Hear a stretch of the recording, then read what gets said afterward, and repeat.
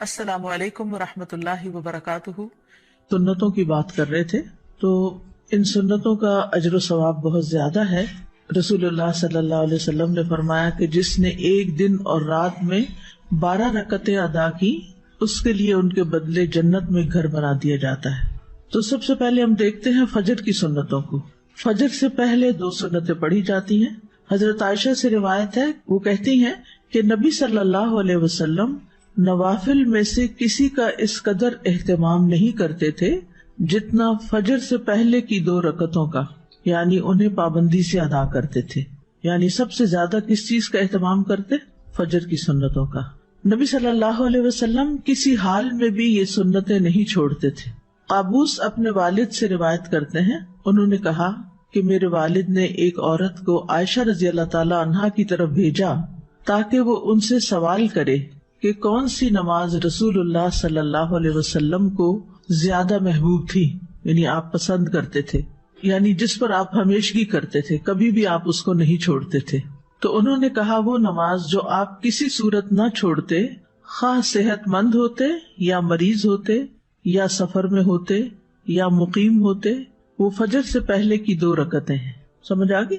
یعنی آپ کو یہ نماز بہت زیادہ محبوب تھی، فجر سے پہلے کی 2 سنتیں جو کسی حال میں بھی آپ نہیں چھوڑتے تھے، نہ صحت کی حالت میں، نہ مرض کی حالت میں، نہ سفر کی حالت میں، نہ قیام کی حالت میں۔ اگر کوئی چیز نبی صلی اللہ علیہ وسلم کو محبوب ہو، آپ کو پیاری ہو، تو ہمیں بھی پیاری ہونی چاہیے۔ بہت سے لوگ اس بات کا دعویٰ تو کرتے ہیں کہ وہ اللہ تعالیٰ سے محبت کرتے ہیں، ہم سب یہ دعویٰ کرتے ہیں، لیکن اس محبت کو ثبوت نہیں دیتے۔ اس محبت کا ثبوت رسول اللہ صلی اللہ علیہ وسلم کی سنت کی پیروی میں ہے۔ اگر ہمیں واقعی اللہ تعالیٰ سے محبت ہے تو پھر ہمیں کیا کرنا چاہیے؟ صبح سویرے اٹھ کر جو پہلی نماز ہم پڑھتے ہیں، یعنی دن کے آغاز میں، وہ صحیح طور پر ادا ہونی چاہیے، یعنی اس کے صرف فرض نہ پڑھ لیں بلکہ سنتیں بھی پڑھیں۔ صحیح مسلم کی حدیث ہے، حضرت عائشہ رضی اللہ عنہا روایت کرتی ہیں، رکعت الفجر خیر من الدنیا وما فیہا، فجر سے پہلے کی 2 رکعتیں دنیا اور جو کچھ اس میں ہے اس سے بہتر ہیں۔ دنیا کی کوئی بھی چیز جس کو حاصل کرنے کا ہمیں شوق ہوتا ہے، اس کے لیے ہم کتنی ایفرٹ لگاتے ہیں، کتنی تگ و دو کرتے ہیں، کتنی بھاگ دوڑ کرتے ہیں، اور پھر اگر وہ مل جائے تو کتنے خوش ہوتے ہیں اور سب کے ساتھ شیئر کرتے ہیں۔ ان سب چیزوں سے بہتر ہیں یہ 2 رکعتیں۔ ایک اور روایت ہے صحیح مسلم کی، حضرت عائشہ رضی اللہ عنہا سے روایت ہے کہ نبی صلی اللہ علیہ وسلم نے طلوع فجر کے وقت 2 رکعت نماز پڑھنے کے بارے میں فرمایا کہ ان کو پڑھنا میرے نزدیک ساری دنیا سے زیادہ محبوب ہے۔ قال فی شأن الرکعتین عند طلوع الفجر، فجر کب طلوع ہوتی ہے؟ جب سورج نکلتا ہے، جب آپ روزہ بند کرتے ہیں، جب رات کا اختتام ہو جاتا ہے۔ ابن القیم رحمہ اللہ کہتے ہیں کہ جب آپ صلی اللہ علیہ وسلم سورۃ الفاتحہ سے فارغ ہو جاتے تو آپ اس کے علاوہ کسی اور سورت کو پڑھنے لگتے، اور کبھی آپ اس سورت کو لمبا کرتے، کبھی سفر یا کسی اور وجہ سے سورت کو ہلکا کر دیتے، اکثر میانہ روی اختیار کرتے۔ 3 صورتیں ہو گئی، کون سی؟ خوب لمبا، بالکل چھوٹا اور درمیانہ۔ تو اکثر کیا کرتے تھے؟ درمیان میں رہتے۔ سورۃ فاتحہ کے بعد کی قرات کا حکم ابو سعید خدری رضی اللہ عنہ سے مروی ہے کہ ہمیں ہمارے نبی صلی اللہ علیہ وسلم نے نماز میں سورۃ فاتحہ اور جو سورت آسانی سے پڑھ سکیں اس کی تلاوت کا حکم دیا ہے۔ یعنی عام حکم کیا ہے؟ اٹس این اوپن چوائس، جو آپ کا دل چاہے پڑھے، پابندی نہیں ہے اس میں۔ جو سورۃ فاتحہ کی تو کیا ہے؟ پابندی ہے کہ وہی پڑھنی ہے آپ نے، اس کا آلٹرنیٹ کوئی نہیں دیا گیا۔ لیکن باقی قرآن کی قرات میں آپ کے پاس آلٹرنیٹ ہے، جو چاہے پڑھے۔ سری اور جہری قرات کا حکم، سری کا مطلب ہے خاموش اور چپکے چپکے، اور جہری کا مطلب بلند آواز سے۔ ابن عباس رضی اللہ عنہما سے روایت ہے، انہوں نے فرمایا کہ نبی صلی اللہ علیہ وسلم کو جس نماز میں بلند آواز سے پڑھنے کا حکم ہوا، آپ نے اس میں بلند آواز سے قرات کی، اور جس میں آہستہ پڑھنے کا حکم ہوا وہاں آپ نے آہستہ پڑھا۔ یعنی یہ 2 نمازیں آہستہ اور باقی جہری، یہ آپ کو ایسا ہی کرنے کا حکم ملا ہے۔ وما کان ربک نسیا، تمہارا رب بھولنے والا نہیں ہے۔ ایسا نہیں کہ رب سے بھول ہو گئی ہے کوئی۔ لقد کان لکم فی رسول اللہ اسوۃ حسنہ، تمہارے لیے اللہ کے رسول میں بہترین نمونہ ہے، ان کی پیروی کرنا ہی زیادہ بہتر ہے۔ پھر ہے قدر بلند آواز سے قرات کرنا۔ ابن عباس رضی اللہ عنہما سے مروی ہے، کہتے ہیں کہ نبی صلی اللہ علیہ وسلم کی قرات اس قدر بلند ہوتی کہ حجرے میں موجود لوگ اس کو سن لیتے، جبکہ آپ گھر کے صحن میں ہوتے تھے، یعنی اپنے گھر میں پڑھ رہے ہوتے تھے اور باہر لوگ سن پاتے تھے. اسی طرح اور صحابہ بھی جب اپنے گھر میں پڑھ رہے ہوتے تھے تو راستے سے گزرنے والوں کو آواز آ رہی ہوتی تھی، اور آپ صلی اللہ علیہ وسلم اندھیرے میں بھی لوگوں کے گھروں کے پاس سے جب گزرتے تو ان کی آوازوں کی وجہ سے ان کے گھروں کو پہچان لیتے تھے. مسجد نبوی میں بھی لائٹ نہیں تھی تو کہاں مدینہ کی گلیوں میں گپ اندھیرے میں بھی آپ کو پتہ چل جاتا تھا کہ یہ کس کا گھر ہے، یہ کس کا ہے، کہ ان کی راتیں آباد ہوتی تھیں اور وہ اونچی آواز میں قرات کر رہے ہوتے تھے. اور جب لائٹ ہی نہیں تھی تو مصحف دیکھ کے کہاں سے پڑھنا ہوتا تھا اس وقت رات کے وقت تہجد میں. ان کے حافظے اچھے تھے، قرآن جتنا نازل ہوتا اس کو یاد کر لیا کرتے تھے. سینکڑوں کی تعداد میں حافظ لوگ موجود تھے، اور ایسے بھی تھے جن کو کچھ نہیں پڑھنا آتا تھا. یہ تو ہر دور میں رہا ہے. ام ہانی سے روایت ہے، وہ فرماتی ہے کہ میں اپنے گھر کی چھت پر نبی صلی اللہ علیہ وسلم کی قرات سن لیا کرتی تھی، یعنی اتنی بلند آواز سے آپ پڑھتے. عورت کا بھی جہری نمازوں کو بلند آواز سے پڑھنا. ابن باز رحمہ اللہ کہتے ہیں عورت کے لیے مستحب ہے، یعنی پسندیدہ ہے کہ وہ جہری نماز میں اپنی آواز اونچی کرے، جیسا کہ فجر کی نماز اور رات کی پہلی اور دوسری نماز جیسے مغرب اور عشاء ہے. عورت کے لیے بھی مردوں کی طرح یہ نمازیں جہری پڑھنا مستحب ہیں. ہاں، اگر غیر آدمی اس کے آس پاس ہوں تو ان کے سامنے آہستہ آواز میں سری نماز پڑھنا افضل ہے، اور اگر وہ جہری نمازوں میں بھی آہستہ پڑھ لے تو اس میں کوئی حرج نہیں، یعنی عورت کے لیے چوائس ہے، چاہے تو اونچا پڑھ لے اور چاہے تو دل میں پڑھ لے.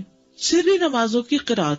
جابر بن عبداللہ سے روایت ہے کہ انہوں نے فرمایا ہم لوگ امام کے پیچھے ظہر اور عصر کی نمازوں میں پہلی 2 رکعتوں میں سورۃ فاتحہ اور کوئی اور سورت پڑھتے، اور بعد کی 2 رکعتوں میں صرف سورۃ فاتحہ پڑھتے. سمجھ آگئی؟ ظہر اور عصر میں پہلی 2 رکعتوں میں فاتحہ کے بعد کوئی سورت، اور آخری 2 رکعتوں میں صرف سورۃ فاتحہ. باقی نمازوں میں بھی ایسے ہی ہوتا ہے، لیکن اس میں پہلی 2 رکعتوں میں جہری قرات ہوتی. مقتدی سری نمازوں کی آہستہ قرات کرے گا. عمران بن حسین سے روایت ہے، انہوں نے کہا رسول اللہ صلی اللہ علیہ وسلم نے ہمیں ظہر یا عصر کی نماز پڑھائی، پھر فرمایا تم میں سے کس نے میرے پیچھے سبح اسم ربک الاعلی پڑھی؟ تو ایک آدمی نے کہا میں نے پڑھی، اور میں اس سے خیر کے سوا اور کچھ نہیں چاہتا تھا، یعنی نیکی سمجھ کے کیا ایسے. آپ نے فرمایا مجھے علم ہو گیا تھا کہ تم میں سے کوئی مجھے اس میں الجھا رہا ہے، یعنی آپ بھی وہی سورت پڑھ رہے تھے اور پیچھے والا بھی تھوڑی تھوڑی اونچی آواز میں پڑھنے لگا، اور وہ نیکی کی نیت سے پڑھنے لگا کہ چلو میں بھی. بعض اوقات کوئی قاری اتنا اچھا پڑھ رہا ہوتا ہے کہ انسان بھول ہی جاتا ہے کہ اس نے چپ کر کے سننا ہے، وہ بھی ساتھ شروع ہو جاتا ہے. تو ان کی بھی یہی کیفیت ہوئی، تو اس سے امام الجھتا ہے اور امام بھولتا ہے، اس لیے خاموشی رکھنی چاہیے. عبداللہ بن عمر سے مروی ہے کہ ایک مرتبہ نبی صلی اللہ علیہ وسلم نے اعتکاف کے دوران لوگوں کو خطبہ دیتے ہوئے فرمایا تم میں سے جو شخص بھی نماز پڑھنے کے لیے کھڑا ہوتا ہے در حقیقت وہ اپنے رب سے سرگوشی کرتا ہے، اس لیے تمہیں معلوم ہونا چاہیے کہ تم اپنے رب سے کیا سرگوشی کر رہے ہو، اور تم نماز میں ایک دوسرے سے اونچی قرات نہ کیا کرو. نماز میں ایک دوسرے سے اونچی قرات نہ کیا کرو. عبداللہ بن مسعود رضی اللہ عنہ سے مروی ہے، انہوں نے کہا کہ صحابہ نبی صلی اللہ علیہ وسلم کے پیچھے قرات کیا کرتے تھے تو آپ نے فرمایا تم نے مجھ پر قرآن کو مشتبہ کر دیا. یہ پچھلی حدیث ہے نا کہ ایک دوسرے سے اونچی قرات نہ کیا کرو. اس کا مطلب یہ ہے کہ اگر کچھ لوگ اپنی اپنی نماز بھی پڑھ رہے ہیں، جیسے سنت وغیرہ پڑھ رہے ہیں، تو اس میں اتنی اونچی آواز سے نہ پڑھے کہ جو پاس کھڑا ہے وہ ڈسٹرب ہو جائے. کئی لوگ امام کے پیچھے بھی آہستہ آہستہ اونچا پڑھتے ہیں، وہ دوسرے کو خلل میں ڈال دیتے ہیں. تو اتنی بس آواز ہو کہ آپ خود ہی سن سکیں، دوسرا ڈسٹرب نہیں ہونا چاہیے. اگر فرض نماز میں ہم غلطی سے آخری 2 رکعت میں بھی کوئی سورت پڑھ لیں، کوئی حرج نہیں. آرڈر امپورٹنٹ ہے، ضروری نہیں. ضروری نہیں. اچھا ہے اگر ہو، لیکن اگر یاد نہ رہے تو حرج نہیں. جو قرآن نماز میں پڑھا جاتا ہے وہ زیادہ افضل ہوتا ہے، زیادہ باعث اجر ہے بنسبت اس کے کہ جو خالی ہم مصحف لے کے بیٹھ کے پڑھتے ہیں. یعنی نماز کے اندر جو ہم تلاوت کرتے ہیں وہ افضل ہے. الذین آتیناہم الکتاب یتلونہ حق تلاوتہ اولئک یؤمنون بہ ومن یکفر بہ فاولئک ھم الخاسرون. وہ لوگ جنہیں ہم نے کتاب دی ہے اسے پڑھتے ہیں جیسے اس کی تلاوت کا حق ہے، یہ لوگ اس پر ایمان رکھتے ہیں، اور جو کوئی اس کے ساتھ کفر کرے تو وہی لوگ خسارہ اٹھانے والے ہیں. تلاوت کرنا قرآن کو خوبصورت بنانا ہے، تزیین ہے قرآن کی. براء ابن عازب سے روایت ہے، کہتے ہیں کہ رسول اللہ صلی اللہ علیہ وسلم نے فرمایا زینوا القرآن، قرآن کو زینت بخشو باصواتکم، اپنی آوازوں سے. سبحان اللہ، ہر چیز کو بیوٹیفائی کرتے ہیں نا. آپ اپنے چہرے کو بیوٹیفائی کرتے ہیں، اپنے گھر کو کرتے ہیں، اپنی چیزوں کو کرتے ہیں، اپنے ہاتھوں کو، ناخنوں کو، کس چیز کو. یعنی انسان کے اندر ایک یہ حص ہے نا کہ اسے خوبصورت چیزیں اچھی بھی لگتی ہیں اور وہ ان کے لیے کوشش بھی کرتا ہے. اب جو چیزیں تو نظر آتی ہیں ان کو تو آپ اپنے ہاتھوں سے کچھ اوپر لگا کے کچھ کر کے خوبصورت بناتے ہیں، لیکن قرآن کو آپ کیسے خوبصورت بناتے ہیں، زینت بخشتے ہیں اس کو خوبصورت آواز سے پڑھ کے، عمدہ طریقے سے پڑھ کے. ہم لوگ قرآن کو زینت کیسے بخشتے ہیں؟ خوبصورت غلاف چڑھا کے، مخمل کے، اور ستارے پھر اوپر لگا لیتے ہیں، اور ستاروں کے اوپر موتی بھی لگا لیتے ہیں اور پھر اوپر رکھ دیتے ہیں اور اس سے گھر کو سجاتے ہیں. اور جب پڑھنے کی باری آتی ہے تو 2 لائنیں ٹھیک سے نہیں پڑھ سکتے، جبکہ نبی صلی اللہ علیہ وسلم نے فرمایا زینوا القرآن باصواتکم، اپنی آوازوں کے ذریعے قرآن کو زینت بخشو. ہر انسان کے اندر اچھی آواز سننے کا ایک ذوق پایا جاتا ہے اور آوازیں انسان کے دل پر اثر انداز ہوتی ہیں. گانا لوگ کیوں پسند کرتے ہیں؟ اگرچہ الفاظ اس کے گھٹیا بھی ہوتے ہیں اور لوگوں کو اس گانے کے بعض اوقات یا نعت کا خاص طور پر ان کو الفاظ کو کچھ سمجھ نہیں آ رہی تھی کیا پڑھا جا رہا ہے، صرف آواز ہوتی ہے اس میں. یعنی بعض اوقات جیسے اب ربیع الاول آیا چاہتا ہے اور گھر گھر میں میلاد ہوتے ہیں تو اس میں بس نعتوں کی جو سلیکشن کر لیتے ہیں لوگ، اس میں بعض اوقات ٹوٹلی وہ شرکیہ ہوتے ہیں الفاظ، بعض اوقات ویسے ہی غلط ہوتے ہیں.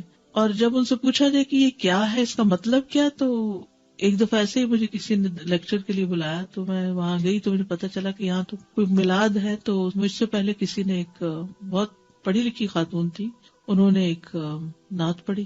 جب وہ پڑھ نہیں تھی تو میں نے لکھ لیا یہ کیا کہہ رہی ہیں. پھر میں نے اس سے آغاز کیا، میں نے کہا کہ ان الفاظ کا معنی کیا ہے. آپ نے سوچا، اب دیکھیے کہ اس کا مطلب یہ بنتا ہے، مکمل شرک تھا. تو ان کی آنکھیں کھل گئی. یہ کہا جا رہا تھا کیونکہ کوئی سوچتا ہی نہیں کہ کہہ کیا رہے ہیں، صرف کس چیز کو فالو کر رہے تھے، ٹیونز کو. وہ انڈین گانوں کی ٹیونز، کبھی کسی کی کبھی کسی کی، تو صرف کاپی کیا جا رہا ہو. کیونکہ انسان کے اندر ایک طلب ہے نا. اب اس کو پتا چلا گانا سننا تو منع ہے، اچھے الفاظ نہیں ہے، شرم کی بات ہے، تو چلو نعت سن لیتے. نعت کو وہ الٹرنیٹ بنا لیتے، اور جب وہ نعت سننے لگتے ہیں تو اس میں وہ گانے سے بھی زیادہ بدترین جب شرک آ جاتا ہے اس میں عمل برباد. آپ دیکھیے شرک ایسی چیز ہے جس سے عمل برباد ہو جاتے ہیں، معمولی چیز نہیں ہے. اور ایسی مجلس میں نہیں بیٹھنا چاہیے کہ جس میں شرک کی باتیں ہو رہی ہوں. لیکن بعض اوقات اتفاق ہو جاتا ہے، آپ کے سامنے ایسی چیزیں آ جاتی ہیں تو پھر آپ کا فرض بنتا ہے کہ آپ لوگوں کو سمجھائیں بھی. اور سمجھانے کا طریقہ یہ ہونا چاہیے کہ ان الفاظ کو کھول کے ان کے سامنے رکھ کے انہیں سے پوچھے، ان سے کوشچن کریں. اچھا بعض اوقات کہتے نہیں ہمارا یہ مطلب نہیں، ہم تو یہ کہتے ہیں. بھائی آپ مطلب کچھ بھی بنائے، لفظ تو یہی کہہ رہے ہیں.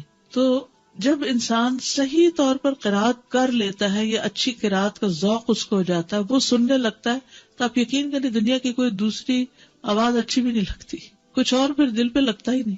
استاذہ آپ نے جیسے نعت کا ذکر کیا، اب جو ہمارے بچوں کے لیے فتنہ ہے وہ نشید کا ہے. میوزک اس میں ہر طرح کی بیٹ ہے، لیکن نشید کے نام پہ اس کو حلال کر لیا جائے. پھر استاذہ جب قرآن پڑھا جاتا ہے تو اتنا میریکولس ہے کہ اس کی ردم سے کہتے ہیں کہ کافی نان مسلمز کا یہ ریسرچ ہوئی ہے کہ ان کے سامنے صرف قرآن پڑھا جا رہا ہوتا ہے یا قرات وہ کہیں سن لیتے ہیں تو سیدھا دل پہ اثر ہوتا ہے. تو جو کہ میوزک کی یہ بات نہیں ہے. اور جتنی اچھی قرات ہوتی، قاری عبد الباسط کی آواز سن کے تو لوگ مسلمان بھی کئی ہوئے ہیں.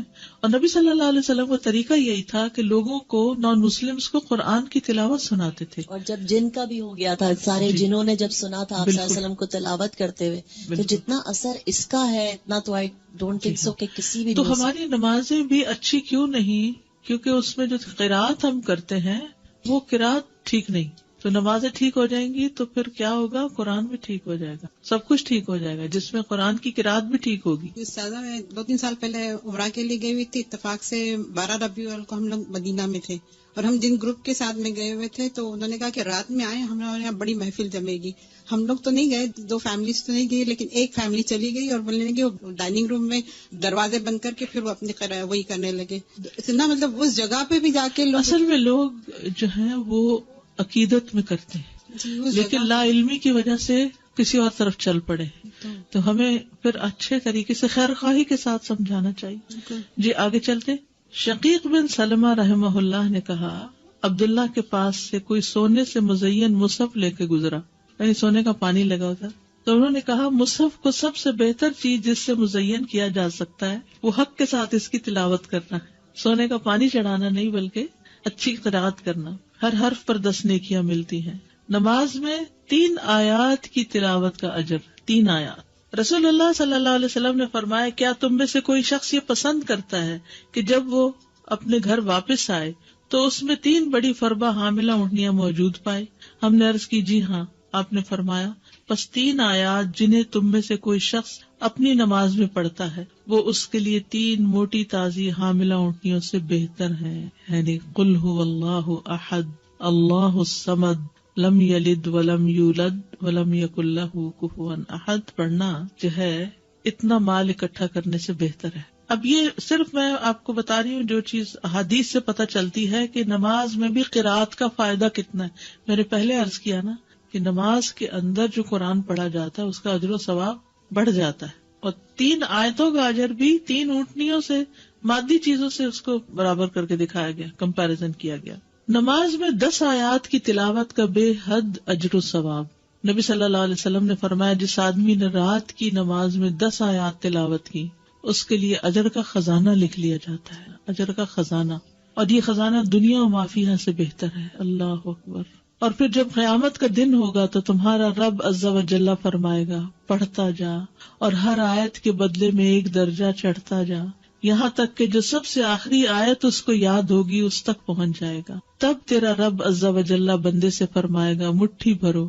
وہ بندہ اپنے ہاتھ کے اشارے سے کہے گا اے رب تو خوب جانتا ہے کہ کیا بھروں، تو وہ فرمائے گا کہ ایک ہاتھ میں ہمیشگی اور دوسرے میں نعمتیں بھر لو۔ اور یہ اجر و ثواب ہے کس چیز کا؟ نماز میں قرآن کی تلاوت کا۔ 10 آیات کی تلاوت غفلت سے نکالنے کا سبب ہے، اور یہ سب نماز سے متعلق اجر ہے۔ وہ جو آپ پڑھتے ہیں نا ہر حرف پہ 10 نیکیاں، وہ نماز یا نماز کے علاوہ سب جگہ، لیکن یہ اب نماز کے اندر پڑھنے لگے تو اجر کتنا بڑھ گیا۔ رسول اللہ صلی اللہ علیہ وسلم نے فرمایا جس شخص نے 10 آیتوں سے قیام کیا وہ غافلوں میں نہیں لکھا جاتا، یعنی وہ غافل نہیں۔ 100 آیات کی تلاوت فرما برداری کی علامت ہے۔ ومن قام ب100 آیۃ کتب من القانتین، اور جو 100 آیتوں سے قیام کرے وہ فرما برداروں میں لکھا جاتا ہے۔ قوموا للہ قانتین میں اس کا شمار ہو جاتا ہے۔ رسول اللہ صلی اللہ علیہ وسلم نے فرمایا جس نے رات کی نماز میں 100 آیات کی تلاوت کی اسے غافلین میں نہیں لکھا جاتا، اسے فرما برداروں میں لکھ لیا جاتا ہے۔ 1000 آیات کی تلاوت کا بے انتہا اجر۔ رسول اللہ صلی اللہ علیہ وسلم نے فرمایا جو 1000 آیات سے قیام کرے وہ بے انتہا ثواب جمع کرنے والوں میں لکھا جاتا ہے۔ تو اس کے لیے حرص ہونی چاہیے کہ کچھ صورتیں زبانی آتی ہوں جنہیں ہم نماز میں پڑھ سکیں۔ 30واں پارہ تو کرنا ہی کرنا چاہیے، اور اس کے لیے میں نے آپ کو ایک ہوم ورک دیا تھا کہ آپ ایک اسکیجول بنا لیں 30ویں پارے کو پڑھنے کا، کہ فجر میں کون سی صورتیں پڑھنی اور ظہر میں اور عصر میں ترتیب بنا لیں، تو اس سے یہ ہوگا کہ انشاءاللہ بہت کچھ نماز میں پڑھ سکتے ہیں۔ جی مغرب، عشاء، تہجد یہ سب اس میں آتا ہے۔ ایون فجر بھی آپ دیکھیں دن نکلنے سے پہلے پڑھی جاتی ہے۔ فجر کی نماز میں قرات حضرت عائشہ سے روایت ہے، انہوں نے فرمایا کہ نبی صلی اللہ علیہ وسلم صبح کی نماز فجر سے پہلے ہلکی پھلکی سی 2 رکعتیں پڑھتے تھے، حتیٰ کہ میں سوچتی کہ شاید آپ نے ام الکتاب نہیں پڑھی، نہیں سورۃ فاتحہ بھی نہیں پڑھی۔ یعنی فجر سے پہلے کی 2 سنتیں ہلکی ہلکی، اور اس میں ایک میں قل یا ایھا الکافرون اور دوسری میں قل ھو اللہ۔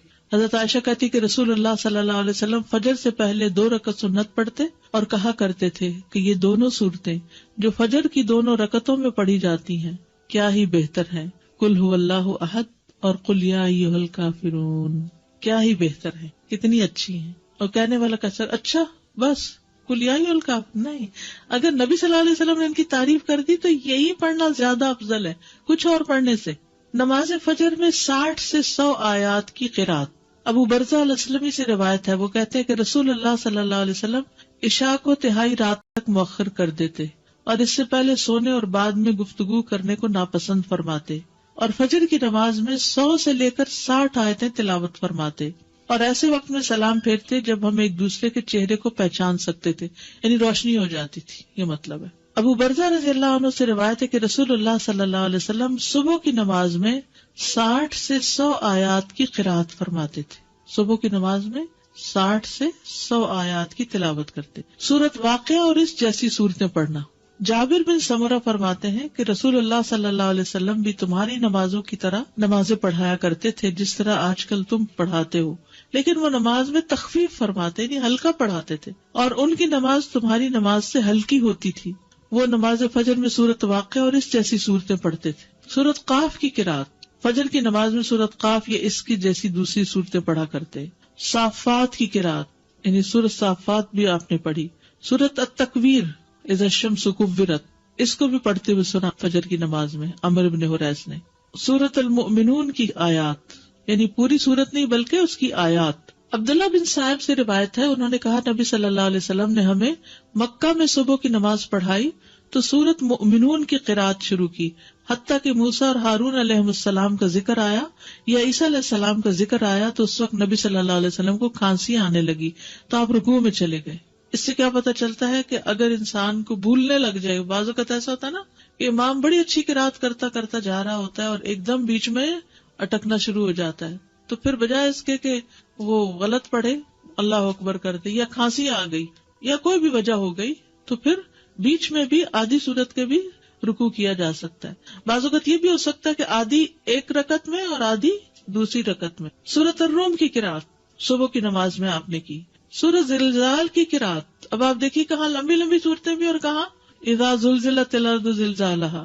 سورت الفلق اور الناس کی قرات، کبھی ایسا ہوتا ہے نا دیر سے آنکھ کھلی آپ کی تو لمبی تو نہیں پڑھ سکتے تو پھر کیا ہے 2 چھوٹی صورتیں پڑھ لیں، یہ بھی آپ کی سنت ہے. مختلف آیات کی قرات یعنی پوری صورت نہیں کچھ آیتیں. یہ بھی سوال آتا ہے نا کچھ لوگوں کی طرف سے کہ اگر سورت البقرہ کی آخری آیات مثلاً ہم پڑھ رہے ہیں یا آیت الکرسی پڑھ رہے ہیں تو کیا یہ کافی ہے؟ جی ہاں کافی ہے. اور اس کی دلیل کیا؟ خطبہ بن مالک سے روایت ہے کہ انہوں نے فجر کی نماز میں نبی صلی اللہ علیہ وسلم کو وَالنَّخْلَ بَاسِقَاتٍ لَهَا طَلْعٌ نَضِيدٌ کی قرات کرتے ہوئے سنا، یعنی یہاں سے پڑھا.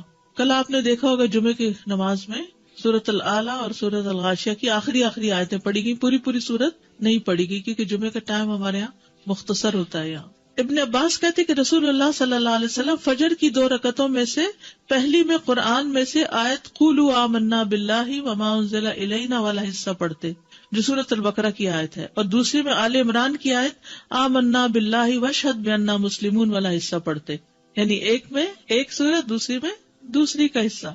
ابن عباس سے روایت ہے کہ انہوں نے کہا رسول اللہ صلی اللہ علیہ وسلم فجر کی 2 رکعتوں میں قرآن میں سے قولوا آمنا باللہ اور تعالوا الی کلمۃ سواء بیننا وبینکم پڑھا کرتے تھے. مختلف صحابہ کی نماز فجر کی قرات، اس میں عمر رضی اللہ عنہ نے پہلی رکعت میں سورت البقرہ کی 120 آیات پڑھی. کہاں تک پہنچتے؟ پہلا سپارہ ختم ہو جاتا ہے. پھر عبداللہ بن مسعود پہلی رکعت میں سورت انفال کی 40 آیات اور دوسری رکعت میں مفصلات میں سے سورت پڑھی، یعنی ایک میں آیات پڑھی اور ایک میں پوری سورت پڑھی. ایسے بھی کیا جا سکتا ہے، ضروری نہیں کہ اگر آپ نے ایک میں آیات پڑھی تو دوسری میں بھی آیات پڑھیں، یا ایک میں سورت پڑھی تو دوسری میں بھی سورت، دونوں طرح. قتادہ نے اس شخص کے متعلق جو ایک سورت کو 2 رکعتوں میں اس کے 2 حصے کر کے یا ایک ہی سورت کو 2 رکعت میں دہراتا ہے، فرمایا یہ سب اللہ کی کتاب ہے، ہر طرح سے پڑھنا جائز ہے. سورت اخلاص کی قرات ہر سورت میں ایک صحابی پڑھتے تھے تو آپ کو شکایت کی گئی تو آپ نے پوچھا اس سے تو اس نے جواب دیا مجھے اس سورت سے محبت ہے. آپ نے فرمایا تیرا اس سورت سے محبت کرنا تجھے جنت میں داخل کر دے گا. ٹھیک ہے. اچھا، جمعے کے دن فجر کی نماز کی پہلی رکعت میں سورت السجدہ اور دوسری میں الدہر پڑھا کرتے تھے. اچھا، یہ جو ساری احادیث آپ کے سامنے میں نے رکھی ہیں، اس سے آپ کو سمجھ میں کیا آیا؟ پہلے تو حفظ ہونی چاہیے، بالکل ٹھیک ہے. ہم لمبی بھی پڑھ سکتے ہیں، ایز پر سچویشن چھوٹی بھی پڑھی جا سکتی ہے. آیات بھی کسی سورت کے منتخب کر کے پڑھ سکتے ہیں اور پوری سورت بھی پڑھ سکتے ہیں. جی، فجر کی نماز لمبی پڑھی ہے. اب آگے ظہر اور عصر مغرب سب نمازوں کا انشاءاللہ ذکر کریں گے کہ کیا کیا پڑھا ہے. مجھے ذاتی طور پر اس کا بڑا ہی شوق ہوتا تھا کہ پتہ چلے کہ آپ کیا پڑھتے تھے، کس نماز میں کتنا پڑھتے تھے. تو انشاءاللہ یہ چیزیں آپ کے سامنے آئیں گی تاکہ اس میں سے جو چاہیں آپ پھر اختیار کر لیں. ٹھیک ہے. اگر فرض نماز میں نے شروع کی اور میں ایک سورت شروع کیا لیکن اس کو بھول گئی ہوں تو میں کوئی اور شروع کر سکتی ہوں اس کی جگہ؟ اور آپ یہ جو 60 to 100 آیات کہہ رہی ہیں، یہ ایک رکعت میں کہ دونوں ملا کے؟ دونوں طرح. نماز کے بعد کے اذکار، ایک بار اللہ اکبر کہنا، اور اونچی آواز میں. ابن عباس کہتے ہیں میں نبی صلی اللہ علیہ وسلم کی نماز کے مکمل ہونے کو تکبیر کی وجہ سے سمجھ جاتا تھا، یعنی سلام پھیرنے کے بعد آپ اللہ اکبر کہتے. نمبر 2، 3 بار استغفر اللہ کہنا، میں اللہ سے بخشش مانگتا ہوں. صوبان کہتے ہیں کہ رسول اللہ صلی اللہ علیہ وسلم جب اپنی نماز سے فارغ ہوتے تھے تو 3 مرتبہ استغفار فرماتے. ولید کہتے ہیں کہ میں نے اوزائی سے پوچھا آپ استغفار کس طرح فرمایا کرتے تھے، تو انہوں نے کہا آپ اس طرح فرماتے استغفر اللہ استغفر اللہ استغفر اللہ. اس کی کیا حکمت ہے؟ نماز کے بعد استغفار کرنے. استغفار کا مطلب ہے بخشش مانگنا، یعنی اگر کوئی ہم سے غلطی ہو گئی ہے، بھول چوک ہو گئی ہے، تو اللہ تعالیٰ اس کو معاف کر دینا اور ہماری نماز قبول کر لیں غلطی معاف کر کے. نمبر 3، اللہم انت السلام ومنک السلام تبارکت ذی الجلال والاکرام. استغفار کے بعد صوبان رضی اللہ عنہ کہتے ہیں کہ رسول اللہ صلی اللہ علیہ وسلم جب اپنی نماز سے فارغ ہوتے تو 3 مرتبہ استغفار فرماتے اور یہی پڑھتے اللہم انت السلام آخر تک. نمبر 4، لا الہ الا اللہ وحدہ لا شریک لہ لہ الملک ولہ الحمد وہو علی کل شیء قدیر 3 بار. حدیث ہے مغیرہ بن شعبہ کے کاتب وارد سے مروی ہے کہ معاویہ رضی اللہ عنہ نے مغیرہ کو لکھا کہ کوئی حدیث جو آپ نے رسول اللہ صلی اللہ علیہ وسلم سے سنی ہو وہ مجھے لکھ کر بھیجیں. راوی نے بیان کیا کہ پھر مغیرہ رضی اللہ عنہ نے انہیں لکھا کہ میں نے آپ صلی اللہ علیہ وسلم سے سنا ہے آپ اپنی نماز سے فارغ ہونے کے بعد 3 مرتبہ یہ دعا پڑھتے. یہ پیغمبروں کی دعا ہے نا جو عرفہ کے دن سب پیغمبروں نے مانگی. لا الہ الا اللہ وحدہ لا شریک لہ لہ الملک ولہ الحمد وہو علی کل شیء قدیر. 5ویں دعا ہے لا الہ الا اللہ وحدہ لا شریک لہ لہ الملک ولہ الحمد وہو علی کل شیء قدیر. اللہم لا مانع لما اعطیت ولا معطی لما منعت ولا ينفع ذا الجد. ایک روایت میں منک الجد بھی آتا ہے، یہ اگلی روایت ہے ولا ينفع ذا الجد منک الجد. 6 دعا ہے لا الہ الا اللہ وحدہ لا شریک لہ لہ الملک ولہ الحمد یحیی ویمیت وہو حی لا یموت بیدہ الخیر وہو علی کل شیء قدیر. یہ دعا اور کس موقع پہ پڑھی جاتی؟ بازار جاتے ہوئے. کئی لاکھ نیکیوں کا ثواب ہے جو بازار میں یہ دعا پڑھ لے. اللہم لا مانع لما اعطیت ولا معطی لما منعت ولا ينفع ذا الجد منک الجد. ترجمہ دیکھ رہے ہیں نا آپ سامنے. 3 بار پڑھنا، ٹھیک ہے، یعنی لا الہ الا اللہ وحدہ 3 بار اور پھر اللہم لا مانع. 7ویں دعا لا الہ الا اللہ وحدہ لا شریک لہ لہ الملک ولہ الحمد وہو علی کل شیء قدیر لا حول ولا قوة الا باللہ لا الہ الا اللہ ولا نعبد الا ایاہ لہ النعمت ولہ الفضل ولہ الثناء الحسن لا الہ الا اللہ مخلصین لہ الدین ولو کرہ الکافرون. اس میں سے کچھ دعائیں ایاک نستعین میں بھی ہیں اور نمازوں کے بعد کے اذکار کا کارڈ بھی موجود ہے الگ سے، اس میں یہ دعائیں ہیں. پھر تحلیل کے کلمات، اس کے بعد تسبیحات 33 بار سبحان اللہ، 33 بار الحمدللہ، 33 بار اللہ اکبر، اور 100 پورا کرنے کے لیے لا الہ الا اللہ وحدہ لا شریک لہ لہ الملک ولہ الحمد وہو علی کل شیء قدیر. اب تک سب سے زیادہ دعا کون سی آئی ہے؟ لا الہ الا. سوچئے آپ کتنی دفعہ پڑھتے ہیں نماز کے بعد؟ 10 دفعہ تو صبح اور شام کے بعد پڑھتے ہیں. ابو ہریرہ رضی اللہ عنہ سے روایت ہے کہ جس نے ہر نماز کے بعد 33 مرتبہ سبحان اللہ، 33 مرتبہ الحمدللہ اور 33 مرتبہ اللہ اکبر کہا تو یہ 99 کلمات ہو گئے. اور 100 کا عدد پورا کرنے کے لیے لا الہ الا اللہ وحدہ لا شریک لہ لہ الملک ولہ الحمد وہو علی کل شیء قدیر کہہ لیا تو اس کے سارے گناہ معاف کر دیے جائیں گے، اگرچہ وہ سمندر کی جھاگ برابر ہوں. 1.5 منٹ لگتا ہے، 1.25 منٹ لگتے ہیں جس میں آپ یہ سارا عمل کر سکتے ہیں. اور اللہ سبحانہ و تعالیٰ کو وہ عمل زیادہ پسند ہے جو روزانہ کیا جائے، ادومہا، دوام سے کیا جائے، اللہ کہ کوئی مجبوری ہو. اس میں آپ دیکھیے نماز پڑھ لی آپ نے 10 منٹ میں، فرض پڑھ لیے تو یہ 2 منٹ میں کیا مشکل ہے، 2 سے بھی کم منٹ لگتے ہیں. بعض روایات پہ اللہ اکبر 34 بار پڑھنے کا بھی آتا ہے. یہ تسبیحات 10 دفعہ بھی پڑھی جا سکتی. عبداللہ ابن عمر سے مروی ہے کہ نبی صلی اللہ علیہ وسلم نے فرمایا 2 خصلتیں یا 2 عادتیں ایسی ہیں کہ اگر کوئی مسلمان بندہ ان کی پابندی کر لے تو جنت میں داخل ہوگا. پابندی اور وہ بہت آسان ہے مگر ان پر عمل کرنے والے بہت کم ہیں. ایک یہ ہے کہ ہر نماز کے بعد 10 مرتبہ سبحان اللہ، 10 مرتبہ الحمدللہ اور 10 مرتبہ اللہ اکبر کہے. تو زبان کی ادائیگی کے اعتبار سے 150 بار ہے، یعنی ساری نمازوں میں، مجموعی طور پر 5 نمازوں کے بعد، اور ترازو میں 1500 ہوں گے. اور جب سونے کے لیے اپنے بستر پر آئے تو 34 بار اللہ اکبر، 33 بار الحمدللہ اور 33 بار سبحان اللہ کہے. زبان کی ادائیگی کے اعتبار سے تو یہ 100 ہے مگر میزان میں یہ تسبیحات 1000 ہوں گی. رات کو جو سوتے ہوئے پڑھے جاتے تسبیحات فاطمہ، سب تھکاوٹ اتارنے کے لیے. یقیناً میں نے رسول اللہ صلی اللہ علیہ وسلم کو دیکھا، آپ انہیں اپنے ہاتھ سے شمار کرتے تھے. صحابہ نے پوچھا اللہ کے رسول یہ کیسے ہے کہ یہ آسان عمل ہے مگر ان پر عمل کرنے والے تھوڑے ہیں؟ آپ نے فرمایا سوتے وقت میں کسی کے پاس شیطان آ جاتا ہے اور پہلے اس سے کہ وہ تسبیح پوری کرے وہ اسے سلا دیتا ہے، اور اسی طرح اس کی نماز میں شیطان آ جاتا ہے اور یہ تسبیحات پڑھنے سے پہلے ہی کوئی کام یاد دلا دیتا ہے. ہوتا تو یہی ہے نا، حقیقت ہے.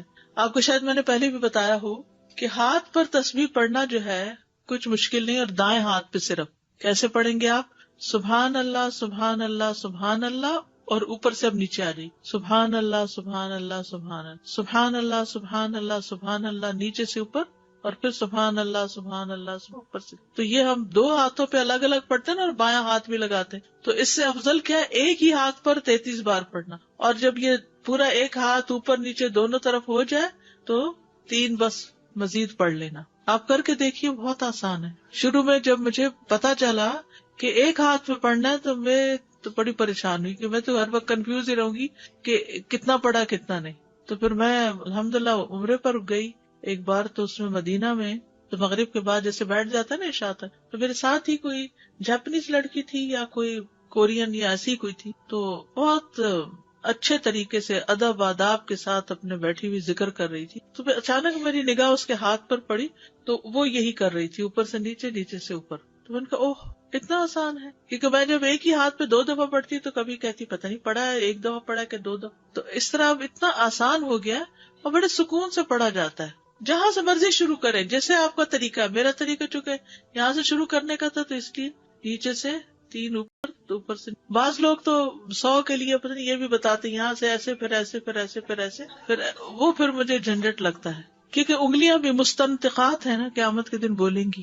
25 بار تسبیحات پڑھنا، یعنی یہ بھی جائز ہے. ٹھیک ہے. آیت الکرسی جنت میں جانے کا راستہ.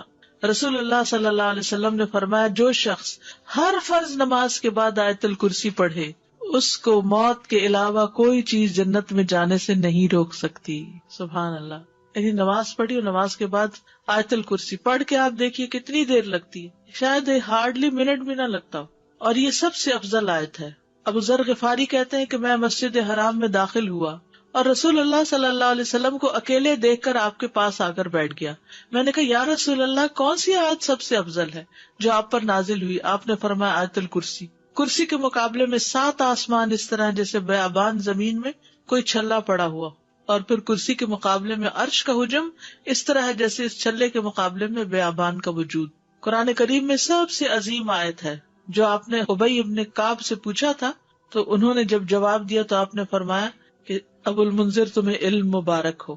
اس کے پڑھنے سے ایک محافظ آ جاتا ہے اور شیطان قریب بھی نہیں پٹکتا. جنات سے بچانے والی آیت ہے یہ. وہ آیت جو سورۃ البقرہ میں ہے، اسے کوئی شام کو پڑھے گا تو صبح تک پناہ میں رہے گا، جو صبح پڑھے گا شام تک ہم سے پناہ میں رہے گا، یعنی جنات سے. معوذات، سورۃ الاخلاص، سورۃ الفلق، سورۃ الناس، یہ بھی ایک بار پڑھنا ہوتی ہے نماز کے اذکار میں. عقبہ بن عامر کہتے ہیں کہ رسول اللہ صلی اللہ علیہ وسلم نے مجھے حکم دیا تھا کہ میں ہر نماز کے بعد معوذات پڑھا کروں. ہر نماز کے بعد معوذات پڑھا کروں. معوذات کی فضیلت کیا ہے؟ ان کی مثل پچھلی کتب میں کوئی صورت نہیں. یہ اتنی افضل صورتیں ہیں. رسول اللہ صلی اللہ علیہ وسلم نے فرمایا اے عقبہ بن عامر، کیا میں تمہیں ایسی صورتیں نہ سکھاؤں جو نہ تورات میں نازل ہوئی، نہ زبور میں، اور نہ انجیل میں، اور نہ ان جیسی فرقان میں ہے؟ تم پر ایک رات بھی ایسی نہ آئے کہ تم ان کو نہ پڑھو. جیسے ہم کہتے ہیں نا ایک دن بھی نہ آئے، جیسے عربی میں کہتے ہیں ایک رات بھی نہ گزرے. رسول اللہ صلی اللہ علیہ وسلم نے فرمایا تم نہیں دیکھتے کہ آج کی رات ایسی آیات اتری ہیں کہ ان کی طرح کبھی دیکھی نہیں گئی، اور وہ ہیں قل اعوذ برب الفلق اور قل اعوذ برب الناس. انتہائی بلیغ صورتیں، سب سے افضل تعوذ ہے یہ. پہلے نبی صلی اللہ علیہ وسلم اور کلمات پڑھتے تھے، جب یہ صورتیں نازل ہوئی تو اور ذکر چھوڑ کر انہی کو پڑھنے لگے. نظر بد سے کفایت کرنے والے کلمات ہیں، یعنی اگر کسی کو ڈر ہو کہ اس کو نظر لگے گی یا لگ چکی ہو تو اس کے علاج کے لیے بھی. ابو سعید سے روایت کہتے ہیں کہ رسول اللہ صلی اللہ علیہ وسلم جنوں اور انسانوں کی نظر بد سے پناہ مانگتے تھے، حتیٰ کہ معوذتین نازل ہوئی. پھر جب معوذتین نازل ہوئی تو آپ نے ان کو لازم پکڑ لیا اور ان کے سوا دوسروں کو ترک کر دیا. نمبر 11 رب اعنی علی ذکرک و شکرک و حسن عبادتک. معاذ بن جبل کہتے ہیں کہ رسول اللہ صلی اللہ علیہ وسلم نے میرا ہاتھ پکڑا اور فرمایا میں تم سے محبت رکھتا ہوں اے معاذ. میں نے عرض کیا میں بھی آپ سے محبت کرتا ہوں یا رسول اللہ. تو رسول اللہ صلی اللہ علیہ وسلم نے فرمایا تم پابندی سے ہر نماز میں یہ دعا مانگا کرو، رب اعنی علی ذکرک و شکرک و حسن عبادتک. اور آپ نے یہ ان کو وصیت کی تھی کہ کبھی نہ چھوڑنا اس کو. نمبر 12 رب قنی عذابک یوم تبعث عبادک. اے رب مجھے اس دن کے عذاب سے بچانا جس دن تو اپنے بندوں کو اٹھائے گا. پھر ہے نمبر 13 اللہم انی اعوذ بک من الکفر والفقر وعذاب القبر. کفر، فقر اور عذاب قبر سے تیری پناہ میں آتا ہوں اے اللہ. پھر اللہم اغفر لی ما قدمت وما اخرت وما اسررت وما اعلنت وما اسرفت وما انت اعلم به منی انت المقدم وانت المؤخر لا الہ الا انت. یہ اگلے پچھلے ظاہری باطنی سب گناہوں کی معافی کا اعلان ہے اس میں. پھر 15 نمبر پہ سبحانک اللہم و بحمدک استغفرک و اتوب الیک. اچھے عمل پہ مہر لگانے والے کلمات ہیں یہ، یعنی جو شخص کسی مجلس میں بیٹھے پھر اس سے کچھ غلط باتیں ہو جائیں تو جب یہ کلمات آخر میں پڑھے گا تو وہ معاف ہو جائیں گے، کفارہ ہو جائے گی اس مجلس کا. نمبر 16 رب اغفر لی وتب علی انک انت التواب الغفور. ایک انصاری صحابی کہتے کہ میں نے رسول اللہ صلی اللہ علیہ وسلم کو نماز کے بعد یہ دعا 100 دفعہ پڑھتے ہوئے سنا، رب اغفر لی وتب علی انک انت التواب الغفور. پھر اللہم انی اعوذ بک من الجبن واعوذ بک ان ارد الی ارذل الامور واعوذ بک من فتنۃ الدنیا واعوذ بک من عذاب القبر.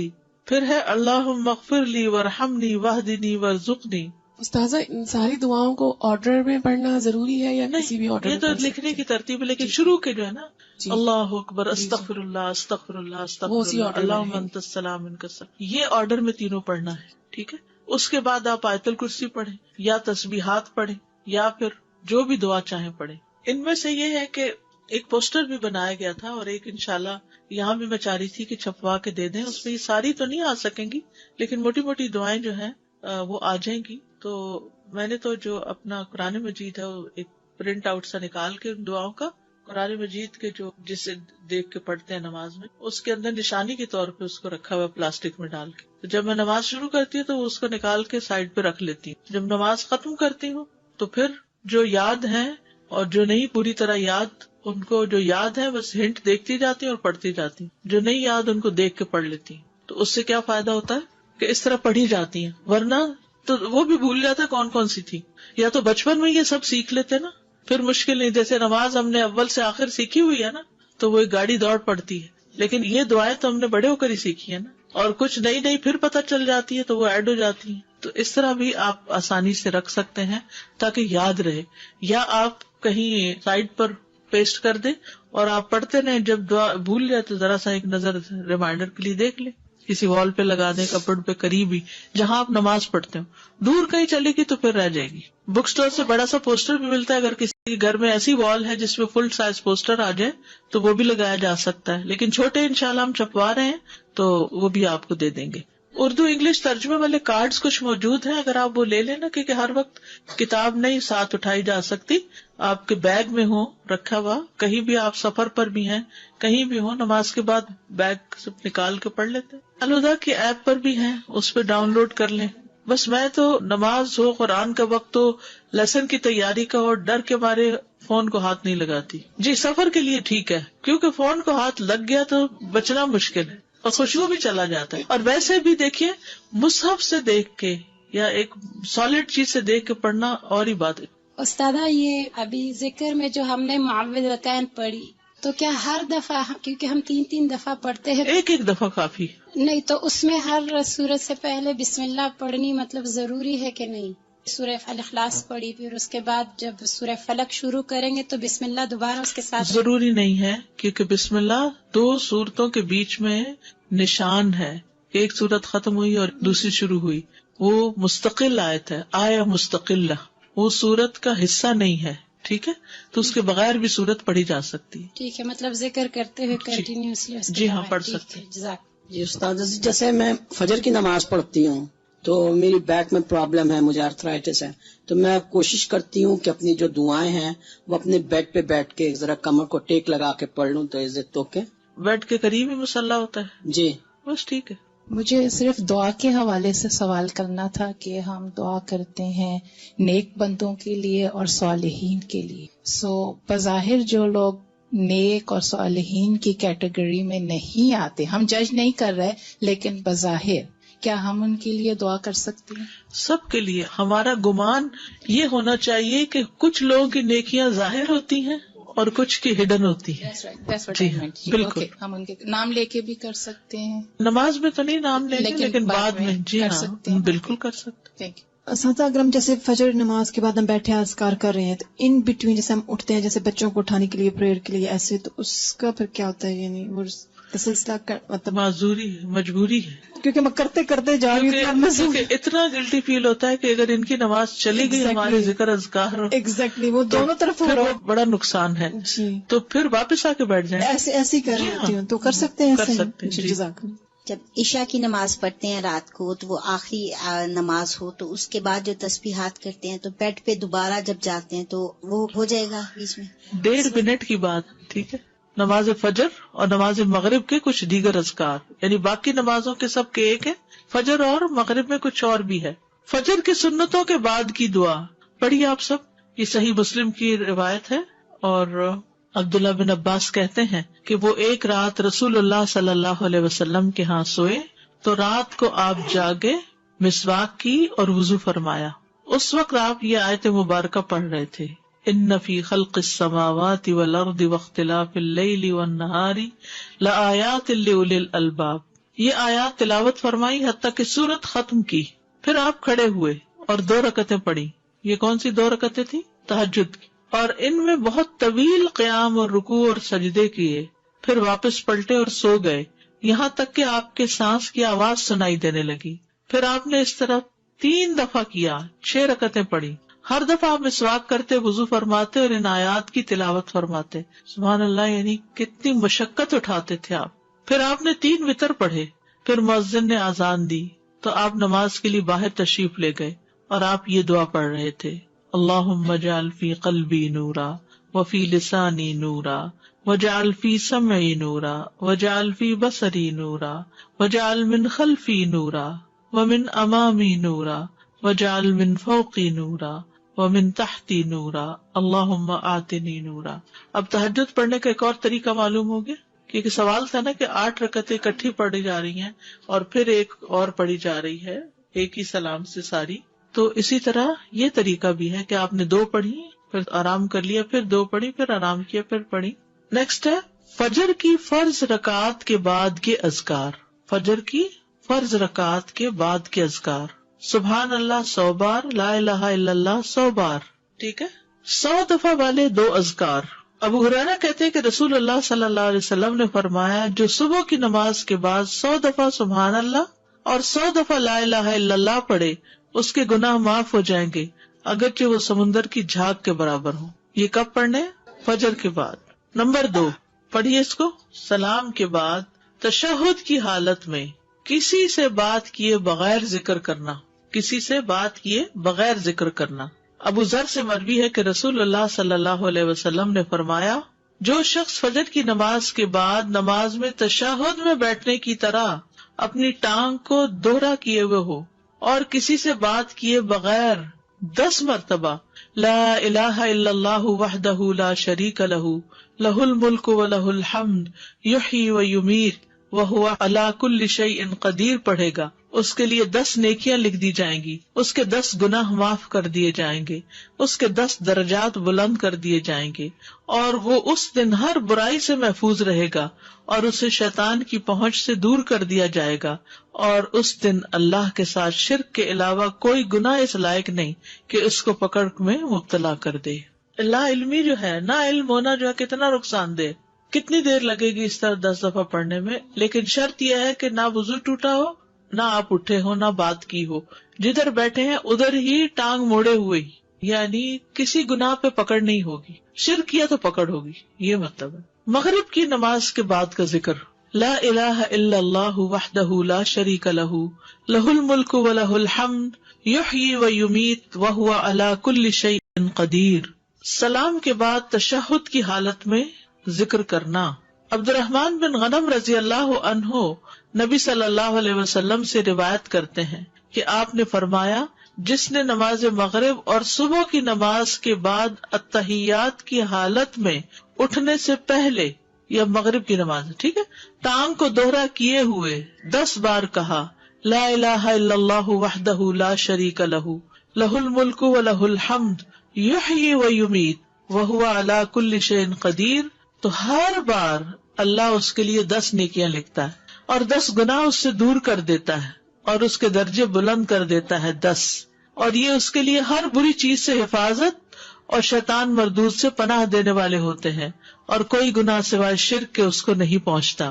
یہ اس روز عمل میں سب لوگوں سے افضل ہوتا ہے سوائے اس شخص کے جس نے اس کے برابر ان کلمات کو پڑھا ہو یا اس سے بھی زیادہ۔ اور پھر انہی کلمات کو مغرب کے وقت اگر پڑھتا ہے انسان مغرب کے بعد، تو اس کا فائدہ کیا ہے؟ سنن ترمذی کی روایت میں آتا ہے، جو شخص لا الہ الا اللہ وحدہ لا شریک لہ لہ الملک ولہ الحمد یحیی ویمیت وہو علی کل شیء قدیر مغرب کے بعد 10 بار پڑھے گا، اللہ اس کی حفاظت کے لیے اسلحہ بردار فرشتے بھیجے گا جو اس کی صبح تک شیطان سے حفاظت کریں گے، صبح تک شیطان سے حفاظت۔ تو آپ سوچئے کہ کتنا بڑا اجر و ثواب اور کتنی بڑی پروٹیکشن ہے، کیونکہ بعض اوقات سارا وقت موڑنا مشکل ہوتا ہے۔ افضل پوزیشن نماز کے بعد اذکار کرنے کی کیا ہے؟ 2 زانوں کے بیٹھنا، لیکن اگر آپ اتنی دیر بیٹھ ہی نہیں سکتے، کچھ لوگوں کی تو ٹانگ مڑتی بھی نہیں ہے گھٹنوں کی تکلیف کی وجہ سے، تو پھر ایسی صورت میں 4 زانوں کے بھی بیٹھ سکتے ہیں۔ اگر نیچے بالکل ہی نہیں بیٹھا جا رہا تو پھر کرسی پہ بیٹھ جائیں۔ اللہ کو تو پتا ہے کہ آپ کیوں ایسے کر رہے ہیں، صرف ریسٹ کے لیے نہیں بلکہ مجبوری کے تحت، اس میں کنسنٹریشن زیادہ ہوتی ہے۔ نماز میں التحیات ہمیں ایسے کیوں پڑھنے کے لیے کہا گیا؟ اور کچھ پوزیشن تو بیٹھنا ہی بھی منع ہے۔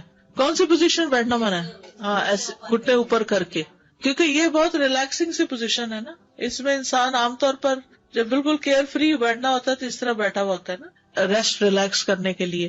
لیکن 4 زانوں بھی یہ ہے کہ آرام ہو جاتا ہے بہت، اس طرح بیٹھنے میں ذرا تھوڑی سی ایکٹیو بھی ہوتا ہے، تھوڑی تکلیف بھی ہوتی ہے، پاؤں سو بھی جاتے ہیں۔ یہ جو بیٹھنے کی ممانعت ہے تو یہ ہر وقت کے لیے ہے یا صرف ذکر کی محفلوں میں اور نماز کے بعد؟ یہ جو گھٹنوں کے اوپر، یہ ہر وقت ہی پسندیدہ نہیں ہے جی، کیونکہ اس میں ننگا ہونے کا بھی احتمال ہوتا ہے، اور اگر کپڑے ٹائٹ ہو تو ویسے ہی اعضاء نظر آ رہے ہوتے ہیں، سی تھرو نہ بھی ہو، ٹائٹ ہو تو جسم کا ہر حصہ الگ نظر آ رہا ہوتا ہے، الگ الگ ٹانگیں نظر آ رہی ہوتی۔ فرض نماز کے بعد جو ہماری ترتیب تھی اللہ اکبر اور استغفر اللہ، تو یہ ہم لا الہ الا اللہ جو پڑھیں گے اس کے بعد پڑھیں گے؟ اس کے بعد پڑھیں گے۔ استاد ایک کوشچن تھا کہ آپ صلی اللہ علیہ وسلم سنت کے بعد فجر کی سیدھی کروٹ لیٹا کرتے تھے، یہ پہلے پڑھا تھا نماز جی ہاں، ایسا سنت؟ جی جی بالکل۔ جزاک اللہ خیر۔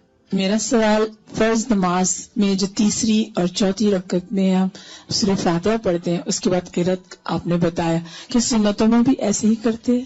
جی سنتوں میں بھی ایسے ہی کرتے، قرات پڑھتے ہیں، قرات پڑھتے ہیں، لیکن اگر کبھی بھول جائیں، ہوتا ہے نا کبھی انسان بھول جائے تو نماز ہو جاتی ہے۔ استاد ہمیں سکھایا ہی نہیں، کبھی سنت کی بات نہیں پڑھی آپ نے قرات، اوکے اب کر لیا، اب کریں گے انشاءاللہ۔ استاذہ یہ میرا کافی عرصے سے کوشچن تھا کہ ابھی بھی ہم نے تشہد کی حالت میں نا یہ پڑھا فتنہ تو مسیح دجال سے بچنے کی دعا ہے، تو انسان کو ہوتا ہے کہ اتنی دیر تک میں نے کہاں زندہ رہنا ہے، تو یہ تھا میرا کوشچن، یہ کب سے تھا کہ میں نے کہیں سنا تھا آپ کے لیکچر میں کہ قبر میں بھی اس کا سوال کیا جائے گا، اتنا بڑا یہ فتنہ ہے۔ قبر کا جو ورنہ کہ فتنہ ہے مسیح دجال کے قریب قریب ہے، وہ قبر کا جو فتنہ ہے، فتنۃ القبر آتا ہے نا دعاؤں میں، اللہم انی اعوذ بک من فتنۃ القبر ومن عذاب القبر. تو فتنۃ القبر کیا؟ قبر کا امتحان، سوالات. تو وہ اتنی سختی سے ہوں گے کہ وہ مسیح الدجال کے فتنے سے قریب تر ہے. وہ فتنہ بھی قبروں میں انسان آزمایا جائے گا. سادہ جب یہ ساری باتوں کی نالج آ جاتی ہے اور روز پڑھتے ہیں تو ایسا لگتا ہے جیسے کبھی کبھی آپ اوور ویلمڈ ہو جاتے ہیں کہ یہ میں کیسے کروں گی، because life is so busy here. جیسے پہلے آپ صلی اللہ علیہ وسلم کی ہم اپنی ان مصروفیات کو ختم کریں یا کم کریں جن کی ضرورت نہیں ہے. کچھ تو ہماری ضروریات ہے نا، کھانا پینا، پکانا، کپڑے دھونا، گھر صاف کرنا، یہ تو ہے. لیکن کچھ چیزیں ہم نے ایکسٹرا ڈالی ہوئی ہیں، ان چیزوں کو کٹ کرنے کی ضرورت ہے اور آخرت کے لیے فوکس ہونے کی ضرورت ہے. آخر نبی صلی اللہ علیہ وسلم یہ کرتے تھے تو تبھی نا. اور پھر یہ ہے کہ ہر روز ساری چیزیں کرنے کی نہیں ہے، کچھ چیزیں تو لازمی کر لینی چاہیے جن کی پابندی لازم ہے. کچھ چیزیں کبھی ایک دن ایک چیز، دوسرے دن دوسری، ایسے بھی کیا جا سکتا ہے. جیسے ایک دن 33 دفعہ سبحان اللہ پڑھا، تو اگر دوسرے دن 10 دفعہ بھی پڑھا اور تیسرے دن 25 دفعہ بھی پڑھا تو اس سے کیا ہوگا؟ اب سبحان اللہ بحمدہ 100 دفعہ کبھی پڑھ لیا اور کبھی سبحان اللہ لا الہ الا اللہ 100 دفعہ پڑھ لیا، تو یہ ساری سنتیں بھی اس طرح زندہ ہو جائیں گی. اور ورائٹی رہنے سے توجہ زیادہ ہوتی ہے. اس میں طریقہ یہ ہے پابندی کا، کوئی چیز کہیں لکھ کے رکھ لیں، کوئی ریمائنڈر کہیں ڈال لیں، کوئی ریمائنڈر کہیں ڈال لیں. پھر آپ دیکھیں گے شروع میں ہر چیز مشکل ہوگی، اوور ویلم ہوں گے، لیکن کرتے کرتے کرتے یہ آپ کی عادت بن جائے گی کہ اس کے بغیر چین بھی نہیں آئے گا. یہ خاتون بہت زور سے نماز پڑھتی ہے اپنے 7-8 سال کے بچے کو سکھانے کے لیے، ساری نمازیں ہی. Is it right? کب تک وہ اس طرح کریں گی؟ I don't know. انہوں نے مجھ سے پوچھا میں صحیح کرتی ہوں، میں نے کہا میں پوچھ کے بتاؤں گی. انہیں کہیں کہ بس ایک نماز جیسے سکھا لیں اور نماز کے علاوہ بھی بیٹھ کے سکھائیں بچے کو، نفل نماز کر لیں ایسے. اوکے. سبحانک اللہم و بحمدک اشہد ان لا الہ الا انت استغفرک و اتوب الیک. السلام علیکم و رحمۃ اللہ وبرکاتہ.